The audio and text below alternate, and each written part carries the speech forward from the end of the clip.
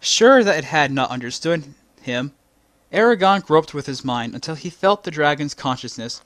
Again, he had the terrible feeling of openness, of a space so large it pressed down on him like a heavy blanket. Summoning his strength, he focused on the dragon and tried to impress on its one idea. Stay here.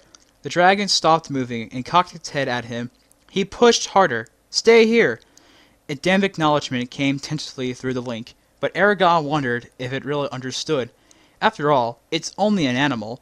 He retreated from the contact with relief, and felt the safety of his own mind envelop him.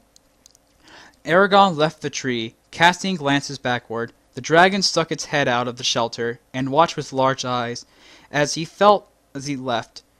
After a hurried walk home, he sneaked back into his room, to dispose of the egg fragments. He was sure Garo and Roran would not notice the egg's absence. It had faded from their thoughts after they learned it could not be sold. When his family got up, Roran mentioned that he had heard some noises during the night, but, to Eragon's relief, did not pursue the issue. Eragon's enthusiasm made the day go by quickly. The mark on his hand proved easy to hide, so he soon stopped worrying about it. Before long, he headed back to the warren, carrying sausages he had pilfered from the cellar. With apprehension, I'm sorry if I can't pronounce that word. Anyway, let's continue. He approached the tree. Is the dragon able to survive outside in winter? His fears were groundless. The dragon was perched on a branch, gnawing on something between its front legs. It started squeaking excitedly when it saw him. He was pleased to see that it had remained in the tree, above the reach of large predators. As soon as he dropped the sausages at the base of the trunk, the dragon glided down. While it voraciously tore apart the food, Eragon examined the shelter. All the meat he had left was gone, but the hut was intact, and tufts of feathers littered the floor. Good! It can't get its own food. It struck him that he did not know if the dragon was a he or a she. He lifted and turned it over, ignoring its squeals of displeasure, but was unable to find any distinguishing marks.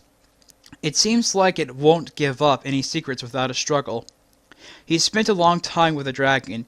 He untied it, set it on his shoulder, and went to explore the woods. The snow-laden trees watched over them like solemn pillars of great cathedral. In that isolation, Eragon showed the dragon what he knew about the forest, not caring if it understood his meaning. It was a simple act of sharing that mattered. He talked to it continuously. The dragon gazed back at him with bright eyes, drinking in his words. For a while, he just sat with it resting in his arms, and watched it with wonder. Still stunned by recent events, Eragon started for home at sunset, conscious of two hard blue eyes drilling into his back. Indignant at being left behind, that night he brought about all the things that could happen to a small and unprotected animal. Thoughts of ice storms and vicious animals tormented him. It took hours for him to find sleep. His dreams were of foxes and black wolves tearing at the dragon with bloody teeth. In the sunrise glow, Eragon ran from the house with food and scraps of cloth, extra insulation, whatever, for the shelter. He found the dragon awake and safe, watching the sunrise from high in the tree. He fervently thanked all the gods, known and unknown. The dragon came down to the ground as he approached and leapt into his arms. Huddling close to his chest, the cold had not harmed it, but it seemed frightened. A puff of dark smoke blew out of its nostrils. He stroked it confidently and sat with his back to the Roran. Murmuring softly, he kept still as the dragon buried its head in his coat. After a while, it crawled out of his embrace and onto his shoulder. He fed it, then wrapped the new rags around the hut. They played together for a time, but Eragon had returned to the house before long. A smooth routine was quickly established. Every morning, Eragon ran out to the tree and gave the dragon breakfast before hurrying back. During the day, he attacked his chores until they were finished. and he could visit the dragon again. Both Garo and Roran noted his behavior and asked why he spent so much time outside. Eragon just shrugged and started checking to make sure he was not followed to the tree.